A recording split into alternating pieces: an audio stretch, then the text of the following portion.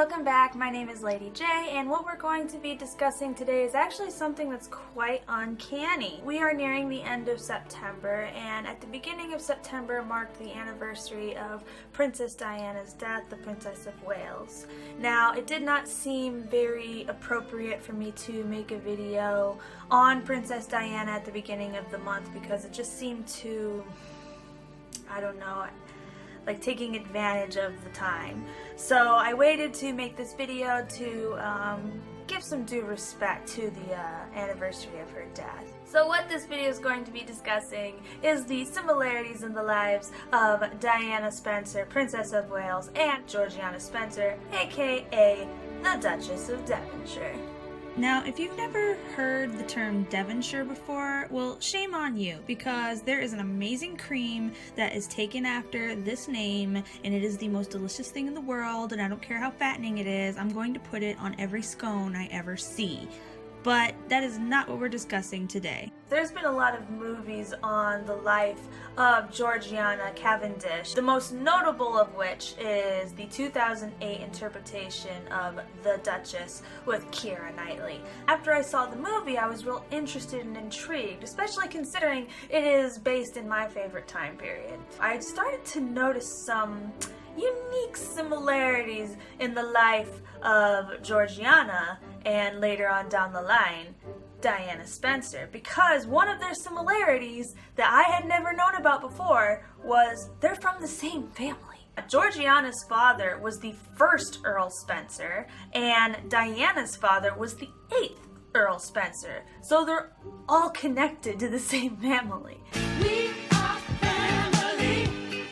And it gets even weirder, trust me. By the end of this video, you're going to be going, oh my gosh, this is so bizarre. So allow me to brief you on some more similarities here. Both Georgiana and Diana met their prospective husbands rather young in their life. Georgiana met her husband, William Cavendish, at age 14, and they got married in July when she was 17. Diana met Charles when she was 16, and they also got married in July when she had just turned 20. Now take note of the fact that I said they both got married in July, because Georgiana and Diana were both born in July. Georgiana got married on her birthday, and Diana got married in July just after her birthday. Is it weird enough for you yet? No? Okay, it's gonna get weirder. Even their husbands shared similar personality traits and characteristics. Most notably among them is they were emotionally distant from their wives. I'm not particularly adept at expressing myself when it comes to matters of a more personal nature. And created a ménage à trois. I think that's how you say it. Ménage à trois? Ménage à trois. Ménage à trois. Ménage à trois. It sounds all fancy, but I might be saying it wrong. Ménage à trois. Ménage à trois? I tried really hard. I am so sorry if I'm saying that wrong. In layman's terms, it was a love triangle. See, both William and Charles maintained a mistress. William had a mistress named Elizabeth Foster, also known as Bess, and Charles famously had his mistress, Camilla Parker Bowles. You might be thinking, Okay, what's so unusual about both of their husbands having a mistress? well, did you know they both maintained a mistress for exactly 25 years, and then both men married said mistress? I didn't even bother looking up the wedding dates because I figured that was strange enough. Now, in the state of their willful marriages, both Georgiana and Diana sought outlets for their distress. Georgiana anonymously published a book called The Sylph. It follows the story of a beautiful young woman who marries a rake of a man. Wealthy, aristocratic, old man.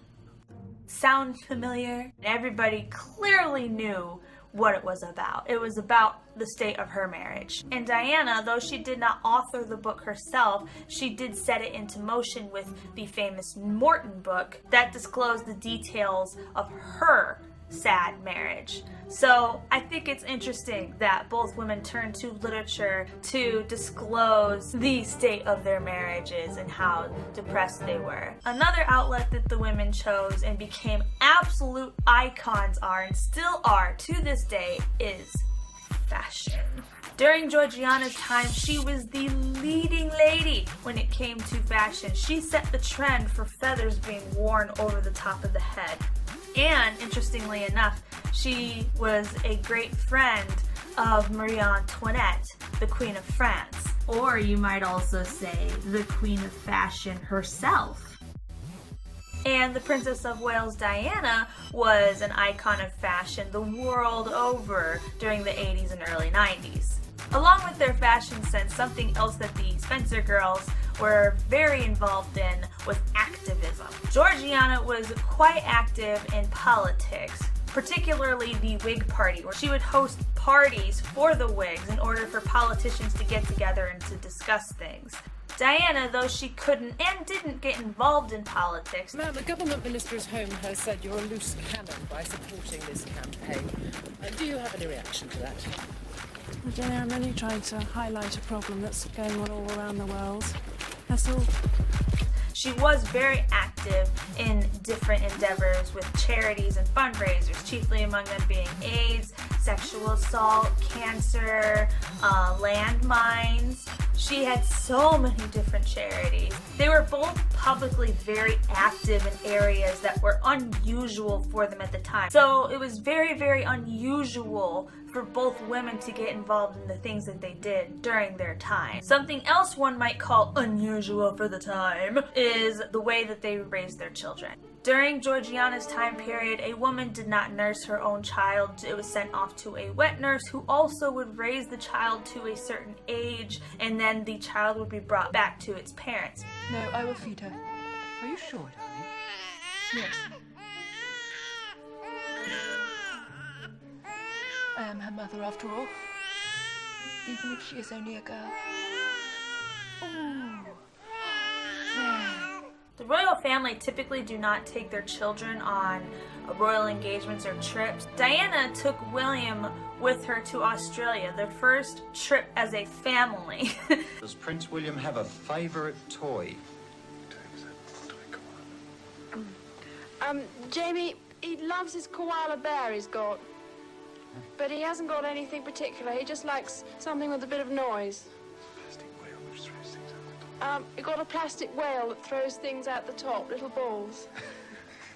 And going back, the royal children typically were tutored by a private instructor. But Diana broke with tradition and she took William and Harry famously to public school. More like a school for the elite, but it was public to the royal family. Now, if you think their lives are intrinsically tied together through unique little scenarios that just happen to be very, very similar, even their deaths were very, very unique. Georgiana and Diana both died very, very suddenly and at young ages. Georgiana died at the age of 48 due to a liver abscess. And most famously, Diana died in a car accident at the age of 36. And with their life and death combined, another unique oddity. Both of them outlived their fathers.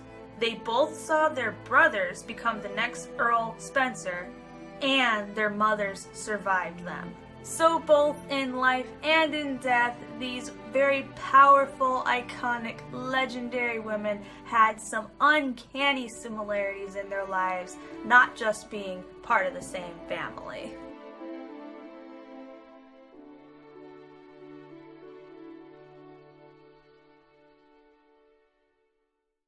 I hope you enjoyed that brief little walk down history lane of these two women. If you have any suggestions for more videos that you would like to see on the aristocracy, monarchs around the world, or just in general, please let me know in the comments section down below, and leave a like on this video if you enjoyed it so I know that I did a good enough job. And if you would really like to do yourself a favor, you can become a courtier in my court by subscribing. I'll accept a curtsy as well. As a matter of fact, I expect one. I hope to see you all in the next one. Have a wonderful day.